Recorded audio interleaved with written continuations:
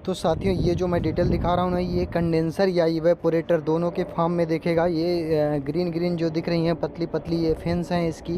ये fins cooling को effective बनाती हैं, ज़्यादा से ज़्यादा कूलिंग कराती हैं, यानी सरफेस एरिया बढ़ा देती हैं उसका, जिससे कूलिंग बढ़ जाता है। आपने सुना होगा कि ठंडियों में आप जो है अपने आयतन को कम कर लेते हो, यानी सिकुड़ कर सोते हो, बैठ के सोते हो या कम जगह को घेरते हो, तो उस समय आपको ठंड कम लगती है।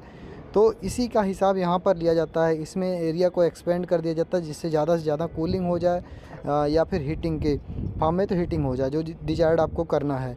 तो अभी क्या है कि इवेपोरेटर और कंडेंसर दोनों में फिन्स लगी होती हैं। तो ये देखिए, अभी कंडेंसर या इवेपोरेटर इसको दोनों समझ सकते हो। इसको कॉयल समझोगे, या कूलिंग कॉयल या हीटिंग कॉयल, जो भी समझ सकते हो आप। ये देखिए, आपका इस टाइप का भी होता है कूलिंग कॉयल, और ये आपका 3 या 4 लेयर में होता है। और इसके बाद ये देखिए, ये भी इसी तरह का है। ये 3 लेयर वाला कूलिंग कॉयल है। एक के नीचे एक, एक के नीचे एक, कुल मिलाकर 3 लेयर होती हैं कूलिंग कॉयल की। ठीक है। इसी तरह से ये देखिए, ये भी एक तरह का कूलिंग कॉयल है, लेकिन वर्टिकल अरेंजमेंट में है। ठीक है। और भी कूलिंग कॉयल तमाम होते हैं। ये देखिए, ये जो वर्टिकल आप देख रहे हो, ये वाला कूलिंग कॉयल, इसको आप जो है इन जनरल जहाँ पर वाटर कूलिंग की ज़रूरत हो, पानी वानी को कूल करना हो, उसको डायरेक्ट पानी की टैंक में इंसर्ट कर दिया जाता है।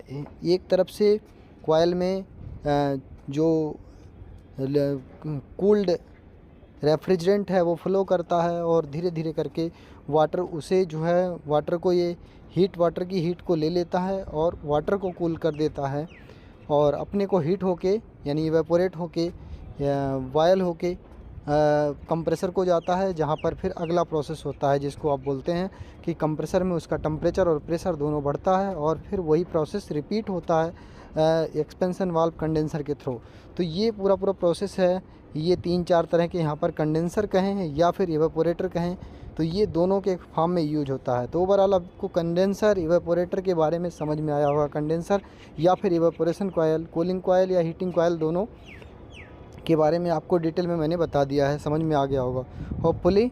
एचवीएसी के टेक्नीशियन या इंजीनियर या फिर एचवीएसी फील्ड में आपको इंटरेस्ट है, तो आपको ये सारी चीज़ें समझ में आएंगी, बड़े काम की चीज़ें हैं। धन्यवाद।